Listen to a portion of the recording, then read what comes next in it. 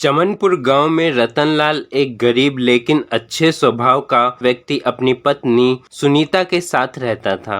रतनलाल काफी मेहनत मजदूरी करता था, पर उसे मजदूरी में पैसे बहुत कम मिलते थे, जिससे उसका गुजारा भी नहीं हो पाता था और कभी कभी काम न मिलने पर भूखे भी रह जाना पड़ता था। क्या हुआ? आज भी आप वापस लौट आए? आज भी काम नहीं मिला सुनीता। ऐसा कब तक चलेगा? ऐसे कब तक हम भूखे पेट रहेंगे? वही तो मैं भी सोच रहा हूँ। रतनलाल काफी देर सोचता है, फिर कहता है, सुनीता, मेरे पास एक विचार है। क्यों ना हम कोई अपना काम करें? पर हम करेंगे क्या? सुनीता, तुम्हें तो पता है मुझे अच्छी गुड़ बनाना आता है। मेरे पिताजी ने मुझे सिखाया था। मैं अच्छी गुड़ बनाकर बेचूंगा। दोनों घर पर ही गुड़ बनाते हैं। फिर रतनलाल टोकरी में गुड़ भरकर बाजार बेचने जाता है। रतनलाल बाजार में शाम होने तक इंतजार करता रहता है, पर कोई उसकी दुकान पर नहीं आता। रतनलाल निराश होकर गुड़ की टोकरी उठाकर घर चल देता है। रास्ते में वह देखता है मंदिर के बाहर एक बूढ़ा भिखारी जो भूखा होता है। रतनलाल उसके पास जाता है और उसे थोड़ी गुड़ दे देता है और घर चला जाता है। क्या हुआ? गुड़ नहीं बिकी?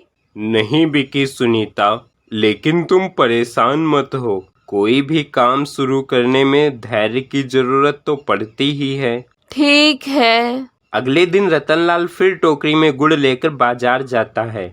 गुड़ ले लो गुड़, गुड़ ले लो गुड़, ताजी ताजी गुड़। शाम हो जाती है, पर कोई दुकान पर नहीं आता। रतनलाल घर जाने के बारे में सोचने लगता है कि तभी एक व्यक्ति उसकी दुकान पर आता है।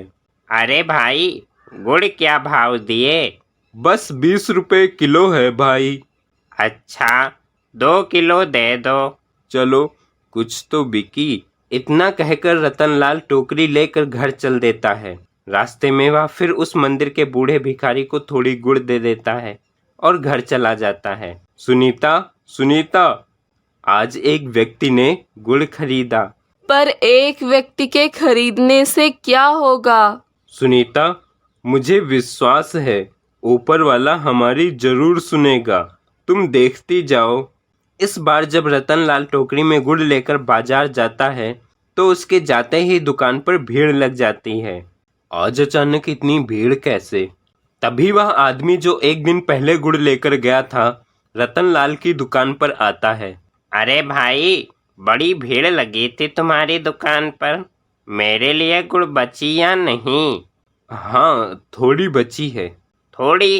अरे, मुझे तो ज्यादा गुड़ चाहिए थी। लगता है मैंने आने में देर कर दी। वैसे तुम्हारी गुड़ बहुत स्वादिष्ट है। ये सब मेरी वजह से ही हुआ है। कल गांव वालों ने तुम्हारी गुड़ खाई। सबको बड़ी स्वादिष्ट लगी तुम्हारी गुड़। मुझे भी बड़ी स्वादिष्ट लगी थी। सारे गांव वालों ने तुम्हारी दुकान का पता पूछा, पर तुम कल मेरे लिए ज्यादा गुड़ बचा के रखना। मैं फिर आऊँगा लेने।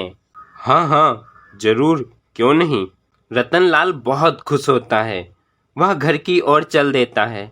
रास्ते में मंदिर के बाहर बूढ़े भिखारी को देखकर वह सोचता है, अरे ये मैंने क्या किया? मुझे थोड़ी गुड़ बचा लेनी चाहिए थी। अब मैं बाबा को क्या दूं? रतनलाल बाबा के पास जाता है। बाबा, मुझे माफ कर दो। आज मेरी सारी गुड़ बिक गई। मैं आपके लिए गुड़ नहीं बचा पाया, पर मैं वादा करता हूँ, अब से मैं आपके लिए थोड़ी गुड़ बचाकर जरूर लाऊंगा। बेटा, परेशान मत हो। आज नहीं बची तो कल ले आना। तुम खूब गुड़ बेचो। ईश्वर तुम्हें खूब तरक्की दे। धन्यवाद बाबा। रतनलाल घर आ जाता है। सुनीता, मेरी सारी गुड़ बिक गई, और तो और कम भी पड़ गई। कल से हमें और ज्यादा गुड़ बनानी पड़ेगी। क्या? सच में? मैं बहुत खुश हूँ।